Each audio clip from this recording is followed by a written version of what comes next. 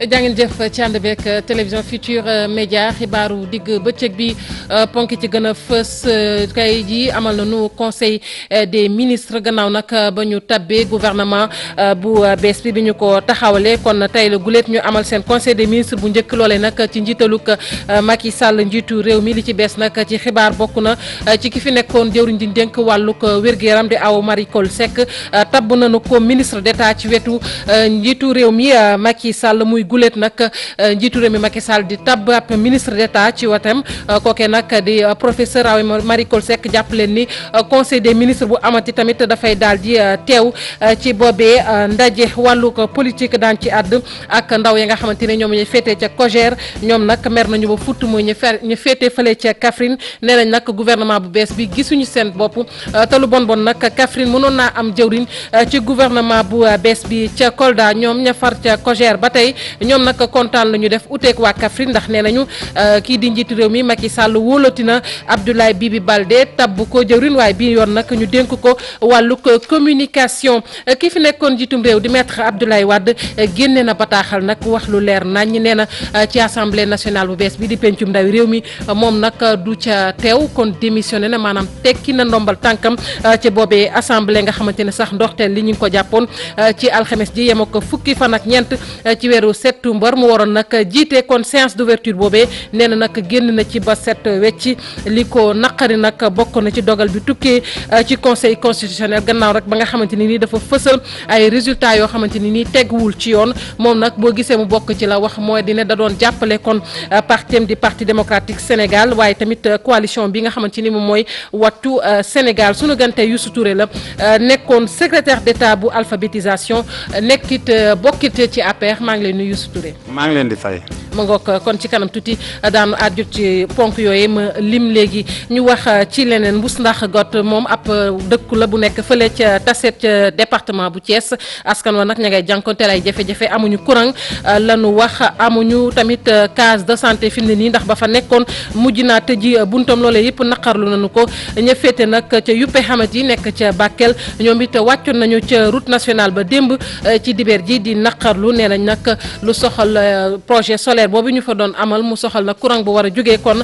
ci naaj bi nee nañ projet boobee taxawal nañu ko daanaka téeméer boo jël juróom-ñetti fukkee liggéeyoon nañu ko waaye tey jii dañoo taxaw ci toxal ko loolee nag metti na leen lool ña féetee ca affaire lay ñoom it wàccoon nañu ci mbedd mi di naqarlu seen i jafe-jafe bokk na nag ci ñàkk courant nee nañ nag dëkk ba dafa làkku wàllug wér-gu-yaram tamit askan wa ña ngi cay jànkonteel ay jafe-jafe lii daan ci toftal li yéen kaay xëyandoo nes tuut ñu faram fàcce ko.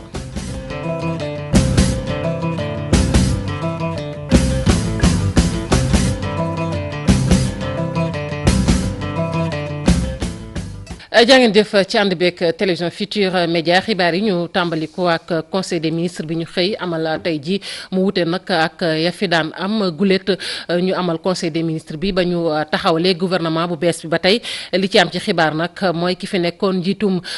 jëwrin maanaam ki fi nekkoon jëwrin ji dénk wàllu ko wér-gu-yaram di professeur Awa Marie Coll Seck kon tabb nañu ko ministre d'État ci wetu njiitu réew mi Macky Sall loolee nag du tee mboolem conseil des ministres buy amati moom dafay teew ci moomee ndaje dinañ ci dellusiwaat nañ ko waxee ak conseil des ministres boobee nga xamante ni xëy nañu ko amal tey ji ci teewaayu njiitu réew mi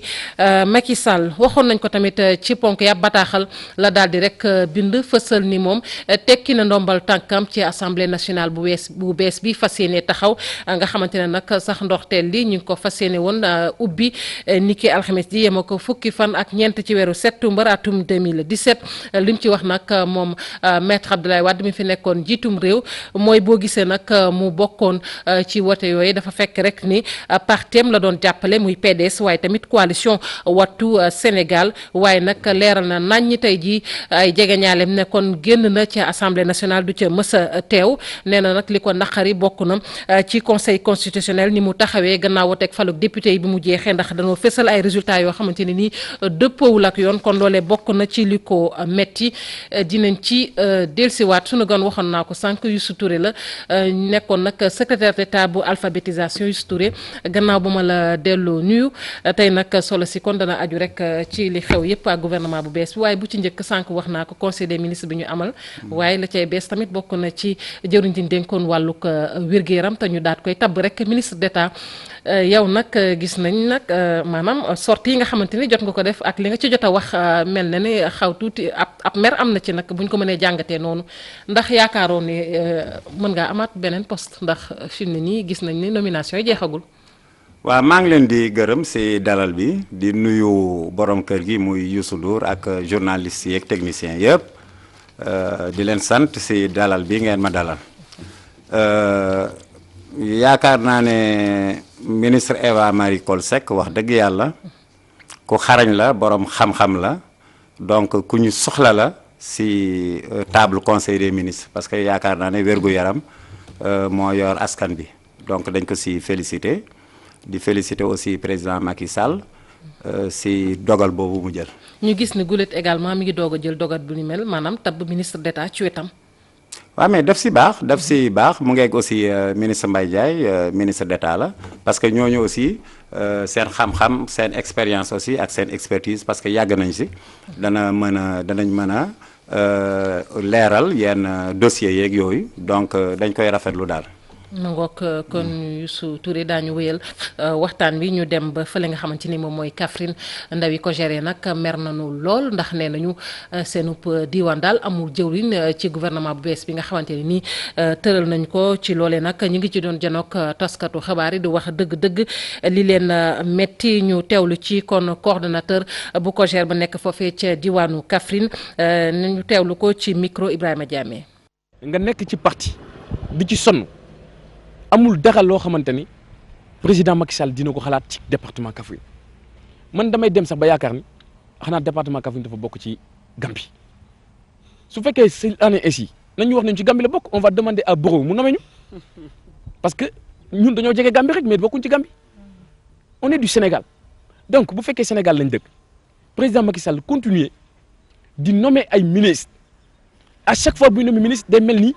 Kaffrine amul ay nit yu mën a gérer ay postes ministériels. te dëkk boo xamante ni président Adama Diouf mi ngi fa dëkk boo xamante ni ay yeneen kilifa ku ci mel ni Talla Cissé ku ci mel ni Mamadou Camara Gnilane Ndiaye j'en passe ñu ngi fa c'est pas normal ngay def gouvernement di zappé Kaffrine ñu dem ba gis ni ci Sénégal yëpp Kédougou lañ ci zappé ak Kaffrine Kédougou c'est raisonnable parce que bu fekkente ne opposition bi daf ñoo gagné foofu mën nañoo wax ni raison la pour président de la République bañ a dugal ci gouvernement bi. Ce n'est pas une raison suffisante mais c'est une raison mais bu ñu ñëwee nag ba ci département Kaffrine ñu def élection ñu jël 3e derrière Fatick ak Matam Fatick c'est normal ñu jiituñu parce que président de la République fa la dëkk li fa am ci ay postes de responsabilité amul ci beneen dëkk ci Sénégal Matam aussi li fa am ci ay postes de responsabilité amul ci beneen dëkk ci Sénégal donc mën nañ ni Kaffrine moo jël premier à l'échelle nationale mais Kaffrine bu jëlee premier ba pare. doomu Kaffrine nga ne doo leen promouvoir doomu Kaffrine nga ne doo leen jàppale te expliquer woo raison bu tax da ngay décourager waa Kaffrine. mu nekkoon Bilal Cissé coordonnateur COJER ca Kaffrine waa COJER yi féete ca Kolda ñoom kontaan nañu ci gouvernement bu bees bi ña nga cay delloo njukkal sax ak gërëm njiitu réew mi Macky Sall ndax nee nañ nag kii di Abdoulaye Bibi Baldé daal dina koy wóolooti tabb ko jëriñ waaye nag bi yoon mu dénk ko wàllug communication ci loolee nag ñoom ña ngay sàkku daal ñi far ca APR foofee ca diwaanu Kolda ñu joxante loxo te liggéey dinañ ci dellusiwaat Youssou Touré ak li ñu gis sànq muy ña fare ca COJER ga féete ca Kaffrine mer ga ñu mer te du ñoom rek ndax bari na ñoo xamante ne yëg nañu seen bopp ci gouvernement bu bees bi ba ñu ko taxawlee gis nañ ak sortie ñu def bi ci yow mi nga xamante ni teew nga fii ci plateau bi gis nañ ak na nga ca waxee ba sax jàpp ni xëy na jàngalekat ya fare ca APR ñoom dañu leen a ñàkkal fayda lu waral kon sa sortie bi ndax mën nañ jàpp ni ak mer la wala lan la. du mer wallaay dafa fekk rek ni loo gis dafa am nu mu tëddee ñun ñëwuñu woon APR ndax wut poste lépp loo gis rek dafa am yoon ñun lu ñu wax mooy que xëy na bu fekkee ni par exemple boole nañ la si équipe boo demee ba fay jóge mën nañ ko rafetal mu doon si anam yu rafet mais boo nekkee nit ki ngeen di liggéey ab diir bu taxalikoo di am aussi na doon si anam yu gën a rafet si anam yu gën a rafet parce que ku si nekk rek aussi am na loo indi fu ma d'accord nag mooy wax dëgg yàlla gouvernement kenn mënu see nekk wéy donc c'est normal président moom la ñu wóolu de temps en temps nag mu génne ñi am ñeneen ñu mu dugal xëy na maanaam si nu ñu koy defee la nu ñu koy defee peut-être que bu ñu waxee rek looloo taxoon mënoon nañ sama xalaat la nag sama xalaat dong la mënoon nañ ñu woo moom njiitu réew mi ne ñu lii ak lii ak lii ak lii ak lii ñu ànd si nag ñu ànd si parce que dama koy wax nag ñëpp dégg ko bu ñu ma nommé secrétaire d'État dama ne président baax na bàyyi ma nekk rek ministre conseiller ba ñu dugg si gouvernement donc yaakaar naa ne te amoon naa ay seede aussi muy ministre Abdou Aziz Tall muy ministre Birima Mangara ñu ngi toog ma ne leen man gouvernement wax dëgg yàlla gënalu ma bàyyi leen ma rek ma nekk si périphérie bi mais ba tey jii bu ñu taxawee ne non il faut nga dugg rek dugg naa si mais nit ko aussi dafa am dignité am am fierté am aussi am njabootam lépp loo xam ne li collaboration boo xam ne bi war na am fu mu yem ñu xam ne yem na fa mais chantier bi yaatu na fu ñu mën a def bu ñu président ne woon sax kaay leen baleel ñu gannaaw cour bi danañ ko def parce que benn la ñun ñëpp l'essentiel rek mooy ñu fexe ba Sénégalais yi lépp lu ñuy def ñu gis ci seen bopp. gis nañ également nga wax ci wàllu ko sax famille dem nga ba naan nguur am na fu ma liir ngay wax ni du mbirum famille daal lu tax nga wax loolu. waaw xëy na interprétation la famille dafa yaatu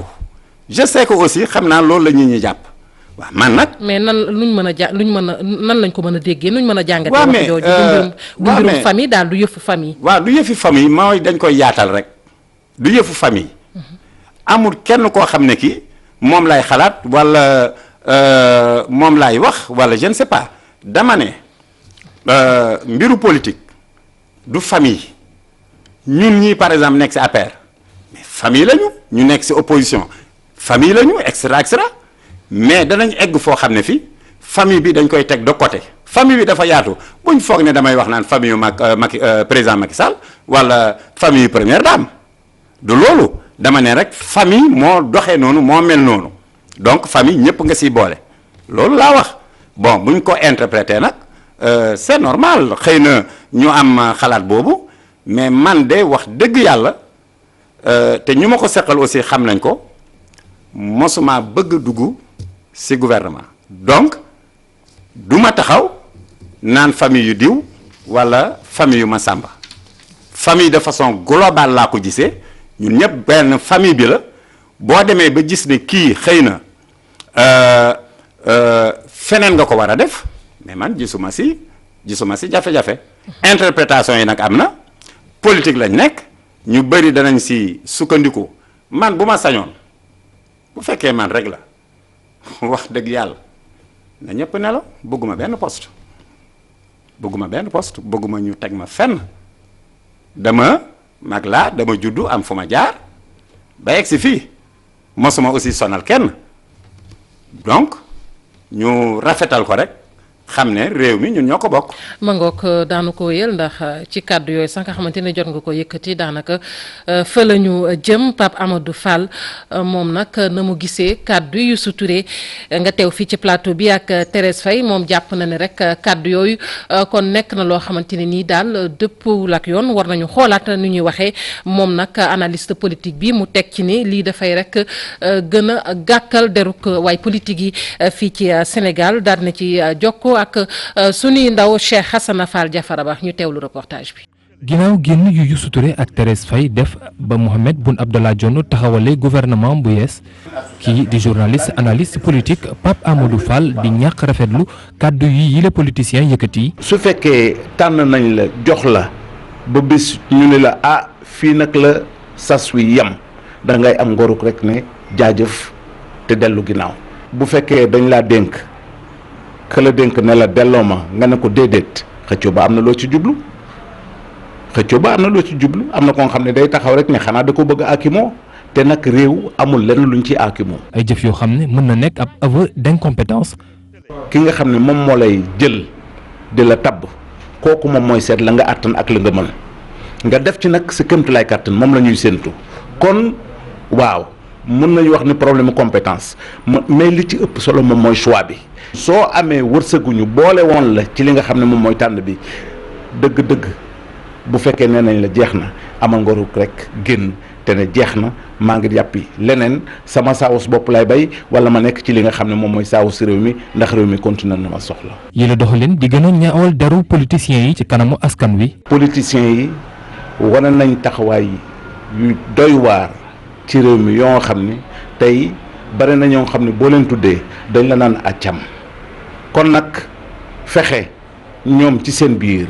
ba wane kanam ak daraja joo xam ne askan wi da leen di gën a fulaal gën leen a faale gën leen a naw moo gën ñu leen di boole ci bettit te parce que fi mu toll nii am na ci kàddu yoo xam ne boo ko déggee rawatina yu Thérèse Faye rawatina yu suture daga daan du lii lañ doon wax ci ñoom ñi koy jaruñu dara. journaliste analyste politique bi di Pape Amadou Fall di xelal politicien wu sunub réew. gis nga bu ñëpp boolee di baw jëme ci leen kooko day fexe ba bu siggee duñ ne musiba maa ngi nii. mangook muy gis-gisu analyste politique bi Youssou Touré ak la mu wax nga yaakaar ne noppi gënutoon wax. ndax ci kuy xaar si Youssou Touré mu noppi da ngay perdre sa temps danaa wax lu ma xalaat dafa am loo xam ne li intellectuel warta taxaw di ko wax parce que tout simplement mën nga am sa xalaat nga wax ko fekk xalaat boobu baaxut mais ay nit lañu ay doomu aadama lañu dañuy juum bis bu nekk Youssou Ndour roy na ko nit ko dul juum amut mais nag ñun dañoo laaju dara dañoo newut président jox ñu lii wala jox ñu la dara laajuñu ko te mosuñ koo laaj aussi donc buñ sukkandiku naan société civile ak lii ak lii ak lii ak lii ñun ñëpp ay sénégalais lañ ku nekk am nga sa jaar-jaar donc si loolu rek condamné nit ki dafa yomb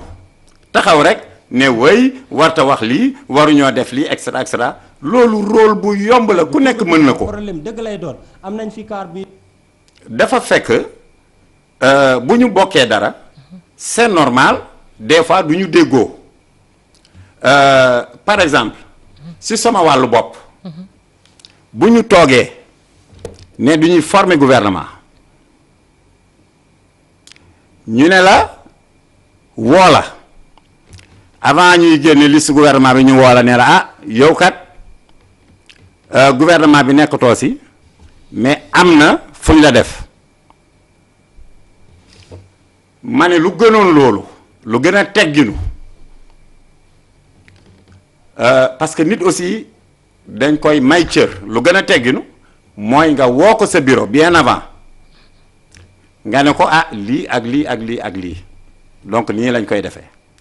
képp ku ñuy jox lu leen neex nag ñu wax xam nga wax moom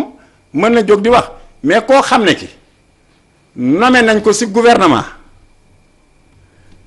mu ne déedéet billaay baax na nañ ma bàyyi fu ma nekkoon dama ne. yow li metti dëgg lan la ñàkk gee yëgal la wala ñàkk gee def feneen. voilà dama la jox benn exemple. dama yore secrétariat yore fa ay liggéeykat yu bari yoo xam ne ñun ñoo leen di fay ci état bi donc loolu nan la ñuy def ak ñooñu laaj na quand même ñu toog ak benn kàngam walla ñaar ñu ne ñu ah waaye yéen kat lu ñu leen joxoon léegi personnel bu fi nekkoon bi nii la ak nii la ay contrat defar nañ ko ñuy fay ay chauffeur di fay ay garde du corps et cetera mënoo xëy rek nga ne leen fu ñu ko bàyyi leen du ñuy wax ñii léegi fan lañ leen di reverser walla ndax dañ leen di jox ndàmpaay dafa fekk rek réew mi boo tuutee mel ni Youssou Touré lu jóg comme no mbaam mi defoon rek c'est la fontaine lu jóg rek ñu dóor la yat alors que loo gis aussi waxtaan la même bu tàqalikoo di am walla ñu lay jox leneen mais nañ la woo mais munoo toog quand même madame nga toog rek ñu woo la téléphone yaakaaruma que loolu ci teggin la bokk ak ci respect yaakaaruma ko jékki-jékki rek ñu woo la parce que am nga aussi ay problèmes yooyu posé maanaam lii ak lii ak lii nan lañ koy defee te lii ma wax nii ngeen koy dégg daf di lu ñu mën a vérifier daf di lu ñu mën a vérifier kaay dugg ci gouvernement ma ne baax na bàyyi leen ma fu ma nekkoon donc loolu ñoom ñu fa nekkoon te ma cité ñu fa nekkoon bu ngeen leen interpeller danañ leen nag effectivement loolu la waxoon. bëgg léegi lu ngeen fas yéene bataay ngeen fas yéene sumb ab xeex wala parce que. wala lu xew looy xeex ci yëfi jàmbur lan ngay xeex ci yëfi jàmbur moom lii moom lañ. parce que dégg nañu ngay wax ne du ngeen ko bàyyi noonu. non xam nga madame wax moo yombut bu nit ki par exemple nekkee xëy na nuñ ko fekkee ci tension. mu wax. bu fekkee ni daal man Youssou Touré wax naa ci loo xam ne li ça fait désordre walla indi na ñakas damay jéggalu te dootul am waaw. beneen laaj également gis nañu ni parti socialiste Benno Bokk Yaakaar bu doon ñoom xëy na ndam du am APR du am ndam ci Dakar Thiès Saint-Louis Sédhiou ba ci Vélingara bu ñu sukkandikoo ci kàddu yoo xamante ni tukkee na ci Moussa Bocar Thiam nee na nag gouvernement bi gouvernement APR la ndax bu ñu xoolee sax ci fanweeri jëwriñ yi ak juróom-ñeent fanweer yi ak ñeent wa APR la ñu fare ñeneen ñi ñoo séddoo yeneen kii kon est-ce que Benno Bokk Yaakaar mën nañu wax avenir am ëllëg. lan la doon waaw ñun de lu ñu gënal. te yaakaar naa ne aussi loolu la président Macky Sall moo sa wax lu ñu gënal gis nga allié yi. AFP parti socialiste mënuñ leen a ñàkk mënuñ leen a ñàkk donc lu ñu indil ñoom lu ñu indil beneen parti mënuñu koo indil parce que mbir mi nag pencoo la. est-ce que juróomi jëwriñ yi ñu leen séddale Benno Bokk Yaakaar doy na. waaw mais mën naa am doyut. mais lu ma wóor xam naa président Macky Sall xam naa ne ku teey la ku am ku xarañ la ci yenn yi waxtaan na ak ñoom. waxtaan boobu nag ñun duñ ko fekkee mais waxtaan bi moom am na weccoo nañ xalaat parce que parti socialiste ak AFP moom incha allah duñ tàqalikook ñoom ba mukk parce que taxawaay buñ taxaw la. am nañ cër bu rëy ci Benno Bokk Yaakaar donc dañ koy rafetlu lépp lu mu munti doon aussi waa Benno Bokk Yaakaar il faut ñu may leen cër parce que taxaw nañ nag taxawaay bu rafet malgré jafe-jafe yu am yi comme ni ngeen ko waxee lu ci ëpp ñun ñoo ko jël APR mais terewut muy président Moustapha Niasse muy président Ousmane Tanor Dieng ay góor lañu te xam nañ ne aussi que dafa jafe nga tànn surtout boo yoree parti mu majoritaire pour nga tànn day jafe. donc yaakaar naa ne loolu rek la et que bu ñu waxtaanee dinañ juboo mi ngi noonu ñu gis ne également sa dem ci poste bu ñu la dénkoon mi ngi am rek ci jamono yi ñuy waajal semaine de l'alphabétisation di ay bis ñu jagleel wàllu alphabétisation ndax loolu du am lu mu gàllankoor tuuti ci mbir mi ndax xëy na bu amee keneen ku ko yor itam ndax dana fi xaj mu jël yëf yi maanaam mu taxaw ci yow nag yow nag dag ma waxloo rek xam nga mbir mi évidemment dara du mot ñun nit sax motuñu dëgg la mais nag rafetlu wuñu taxawaayu gouvernement bi ci alphabétisation 1960 lañ am indépendance ñu ngi ci 2017 1960 ba 2017 Sénégal mosta am prix UNESCO pour l'alphabétisation mos ko am bu ñu defee bi secrétariat d'État à l'alphabétisation la ñu liggéey bu mucc ayib liggéey bu am solo ñu dem France ñu wooñu ministre éducation Serigne Mbaye Thiam man mënu ma woon dem keneen laa yónni ñu am prix boobu tey jii mu ngi mel ni amuñu ko parce que tout simplement nguur gi defu si lu mu waroon a def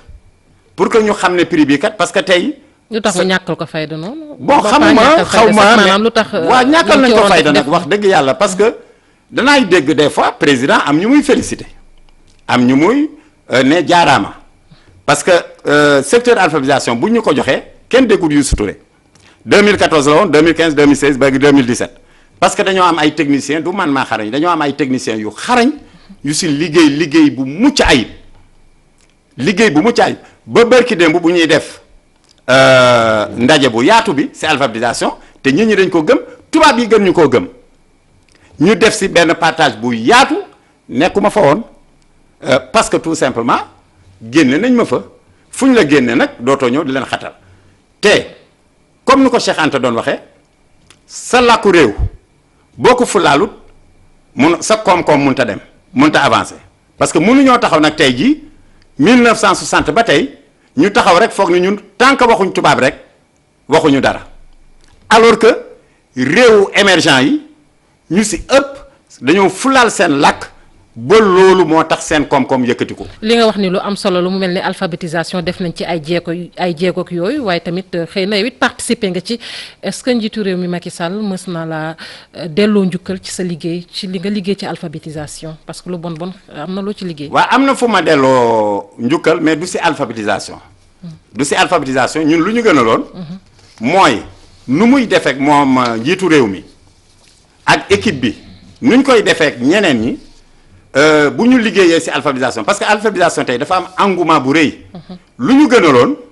mooy wax dëgg yàlla mu gërëm acteur pas Youssou Touré xamu dara. mais mu gërëm acteurs yu ci nekk yi di ci liggéey bu mucc ayib liggéey bu am solo di ko liggéey ba waa UNESCO seen bopp ñoo ne Sénégal kat liggéey nañ fi ci làkku réew mi. ba il faut ñu jox leen raaya. ma ngoog ñu di ko jaajëfal bu baax Youssou Touré maa ngi lay sant di la gërëm maa ngi leen di sant ci wuy si bi nga nekkoon ñu dénkoon la kon lépp luy alphabétisation nga nekkoon secrétaire d'État à l'alphabétisation waaye tamit nga bokk ci APR xibaar yi ñu wéyal ko dem ba Mbousnakh Got ab dëkk la bu nekk fële ca Tassette ca département bu Thiès askan wa ña ngay jànkonteel ay jafe-jafe yu tar amuñu courant lañu wax nee nañ nag benn case de santé ba fa nekkoon dafa tëji buntam loole yëpp nag naqari na leen ba ñu fësal ko Cheikh Anta Diop Seylatir ci leeral. ñi ngi fii ci Mbousnakh Got nekk ci commune ab Tassette digganteem ak Ngoundiane soriwul waaye de fii de askan wi génnoon ci place publique bu mag bi doon waxtaane seen jafe-jafe dëkk bi nee nañ fii di Mbousnakh ay dëkk yu bëree ko wër. te di nga romb ay dëkk yu bëri fii ba Mandangari ba Mbuufuuj Daaru Seen Mbousnakh Got Mbousnakh Ngourbaan Seeseen Diak Ngalen Kunun Gelor Ngent ba Xabaan doo fa bàyyi benn dëkk donc amuñu courant. waaye nee nañ saa yu ñu yewoo di jànkonteeg ay jafe-jafe Aliou Tine moom moo yor seen kàddu jiite kuréel gii di si la bokk. jafe na trop ndax enclavement dëkk bi boo ko jaaree ni ñun ñu ngi fii Ngoundiane a ngi soriwul te jóge foofu ñëw fii jafe-jafe dëgg la nawet bi moo ci maye jàmm mais bu dul woon nawet bi pour nga dugg fa problème dëgg lay doon am nañ fi car bi jóge di dem Dakar di def ay navette foofu mais day ngiroo fii chaque année chaque jour sax laay wax nit ñi ñooy génn pousse ko pour mu yegg si ak yooyu noonu. te yoon yi ay yoonu koom-koom la waxuma la sax car boobu mais fii tool a fi ne soo demee fii Gelor marché Gelor mu ngi fii luuma la comme luuma yëpp bokk na ci yi gën a siiw Sénégal. askanu Mbousnakh ñoom it nee nañ li leen gën a métti te courant dañu koy dégg lool mu jege leen te mënuñu cee am. nee naa la ba fi ñu toll Tassette Sane moo am courant ak Thiénaba Xabane Thiénaba Xabane sëñ ba fa nekk moo ñu si dimbali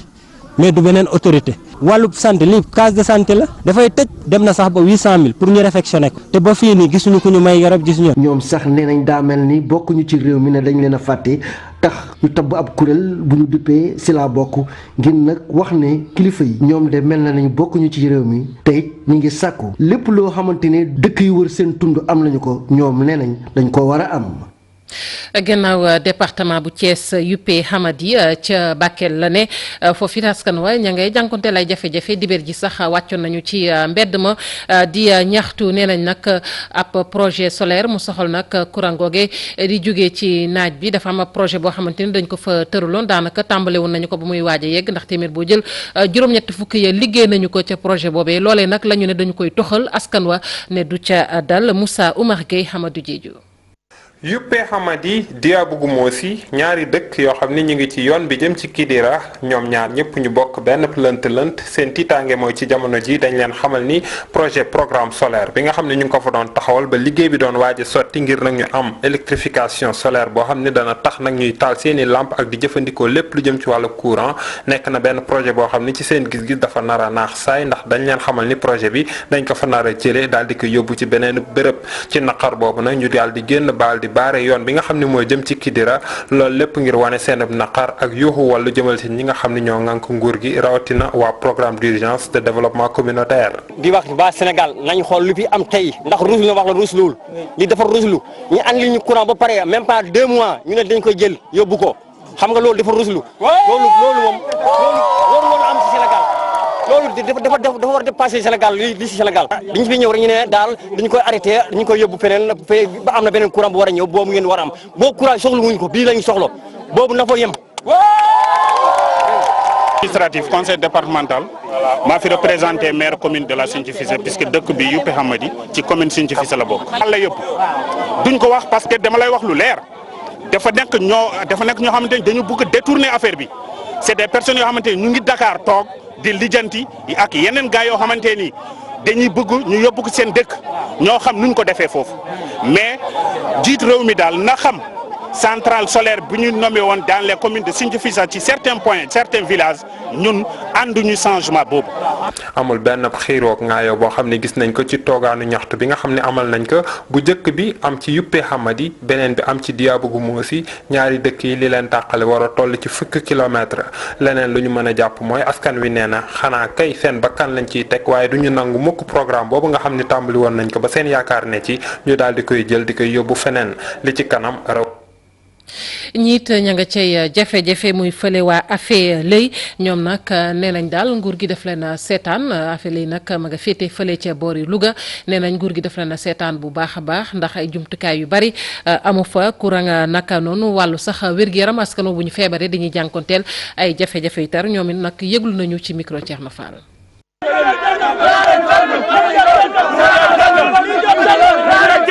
kàddu yi moom la askanu Afale yi yëkkati ngir fàttali nguurug Sénégal li nga xamee ni moom la warloog ñoom. muy lu mel ne ndox lu mel ne santé lu mel ne wàllu yoon ak yeneen yi nga xam ne si moom la dëkk warloo te état warloo ko ak ñun ñu ngi koy dox ñu ngi koy wax. yooyu ba léegi fii la mujj furaax daal di xëndéeg li ñuy wax daal di xëddeen loolu nag lañ ne xale yi ne lii jot na muy jot suñu wàll. ci réew mi. fii nag jafe-jafe yi nga xamee ni moom la askan wi di jànkoonteel bi ci jiitu mooy ñàkkum courant. am nañ xale yoo xam ne si ay capacitaire lañ jàng nañ dem nañ université am nañ ay bac ñi ngi fi waaye am nañ ay ordinateurs yoo xam ne si ay lëmbe ko war am nañ ñoo xam ne si am nañu télé te ña ngi ko aj te kaw seeni gaal mënuñu ko def lenn ndax amuñu courant bu ñu ko mën a seetaanee. ci wàllum ndox donte askan wi ñi ngi naan waaye ci ay jafe-jafe lañ ci jotee ci ndox mi ndax fa muy jógee dafa sori. 3 kilomètres ba 4 kilomètres. waaye ku ne xam ne ñun dañoo amoon sëtudoo boo xam ne si forage boo xam ne si waa Luxembourg ñoo ñu ko mayoon financé woon fi 300 millions ci financement 300 millions boobu dañ ñëwoon dañuy bënn forage defi lu man ñeent fukki tool yoo xam ne dañ koy def ay barbar xale yi di ci bay mbayum noor ak mbayum nawet ñu gàllankoor ko bënn lu ñu sunu forage xëccal ñu ndox ku ne xam ne ndoxum tiwa mënu ci di naan di ci roose ndax du doy na mu war a doyee. jafe-jafe jëm ci wàllu yoon ak ci wàllu wér-gu-yaram nekk itam lu nga xamee ni si askan wi ñu ngi koy jooy. am nañ case bu ñuy wax case de santé waaye ku ne xam ne case de santé boo ko tuddee wala tudd équipement bu fay liggéey war nga am infirmier war nga war a am relais wala benn sage-femme bu fa nekk boo xam ne si jigéen bi am loo yëg nga dem te mu mën la seetal sa yaram. yéen ñi bi ngeen fii ñëw ci yoonu suuf wu yàgg wu métti ci ngeen jaar su ñu amoon yoon jàpp naa ne kon loolu du am. askanu Afale seen yaakaar tas seen xol jeex ñuy tàllal loxo képp ku nga xamee ni mën na leen a jàppale ba ñu génn seen jafe-jafe yi lu ko may ñoom nag dootuñu jàppale kenn. bu koo xam ne si yënga suñu dëkk bi jàppale ñu ci suñuy njàmbat ak suñuy taxawaay dinañ la jàppale ci li nga bëgg képp ku ko deful loo bëgg duñ ko bëgg. ñu dem ba diwaanu Kolda coppiteg jaww ji nag moo sonal lool diwaan boobee di Kolda moo tax sax kuréel gi nga xamante ne nii dafa bànqaasoo ci njëwriñ ji ñu dénk wàllug kiw gi tey toppatoo lépp lu jëm ci wàllug environnement foofee ma ngay tàggat nit ña di leen wax bu baax a baax njariñ li nga xamante ni jëm na ci njëmbatub garab ndax door nañu ko sax foofee ca diwaanu Kolda naka noonu it ña ngay sàkku ci mbooleem réew yi rawatina ak ndaw yi ñu bàyyi xel bu baax a baax kiw gi te aar ko ñu ànd ceek Abdoulaye Diallo. ngir capitalu Fuladu doon ab béréb bu naat ci wàllu alam gi waa cellule d'éducation et de formation environnementale bu ministère de l'environnement et du développement durable mi lëkkaloo ak mairie bu Kolda ak ay kuréel ndaw yi ñoo dal di jëmbat ay garab ci mbeddu yu Kolda commune. pour jàppale environnement ndax environnement du mbirum benn nit du benn nit moo ko moom ñëpp a ko moom gis ngeen ne tàngaay bi dañ koy sentir rawatina nag ñun fii ci côté sud bi donc lu ñuy sax dimbale tuuti garab yi fi nekk moo tax donc dañuy non seulement sàmm garab yooyu waaye yokkaat encore di jëmbat ay garab pour que dundin bi mën a nekk dundin bu neex ci biir Kolda fii. bu ñu xalaatee Kolda nu mu meloon ci ginnaaw ak léegi nu mu mel dañuy gis ni que àll bi ak gàncax bi ñu ngi koy attaqué façon bu nga xamante ne buñ ci jëlul ay matukaay dinañu julal ay musiba yoo xamante ne kenn du xam fu muy toll. moo tax ñun lu ñu seefee wooyee pour ñu ñëw aar loolu pour ñu ñëw ñu def reboisement loolu dañ ciy sawar bu baax a baax a baax. mu doon ab occasion pour coordonnateur bu CFE ngir mu ñaax ndaw yi ci biir réew mi ndax ñu def wàllu aar alam gi seen i itte. waaye exemple Kolda bi dama bëgg ñu wasaare ko fépp ci Sénégal yeneen régions yi xool lu fi xew ñu koy def ci seen gox bu ko defee dama ne dinañ régler problème yu environnement bi am yëpp fii ci Sénégal wante dina wàññi en tout cas agression yi ñuy constater au niveau de l'environnement que ce soit àll bu ñuy dagg que ce soit pollution nuisance yu ñuy def que ce soit ndox yu salté yi mbuus yi lu ñu sànni donc lii c'est des éco-gestes yoo xamante ne daf ñu ko war a encourager ñëpp. yooyu ndaw ñooy ñaanal jëwriñ ju bees ji ñu denk wàllu environnement ndax yàlla may ko kattan ngir mu mën a jàkkaarloog changement climatique yi xajamal suñu dund. ñu wax ci tàggat yaram ak afro basket ñeel góor ñi démb nag sunu gaynde yi amante nañu ndam ñetteel bi yoon ci démb seen jano ak Mozambique ñu am juróom-ñett fukki poñ ci ñeent fukki poñ ak juróom-ñeent loole nag ñu ne lu am solo la waaye ñi leen ci gën a gunge nag bokk na ci 12e gaynde Pape Fara ñu ngi Ibou Cissé.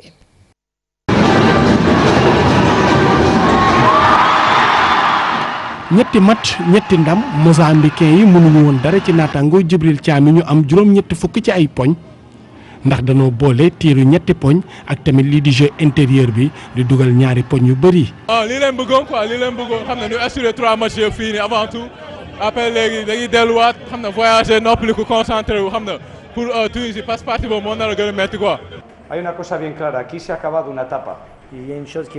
benn pàcc bu am solo daan nay jàll nag ci tournoi bi beneen moom mooy tàmbaliwaat fi mu toll ne nag concentration bu baax a baax njàmbaarte ak intelligence moom moo ñu ciy génne loolu nag bu ñu ko deful duñu mën a gagné dara. Courageux et intelligent. Porque si no, no lograremos nada. Parce que sinon, on ne gagnera rien. I think we play really well as a team. équipe bi dafa amoon solidarité ku ne di jouer ngir sa morom am daal di jàppalante waaye li gën a métti nag mu ngi ñëw ca Tunis sunu objectif nag mooy dem ba njeexintal ba ak tamit am défense bu baax a baax.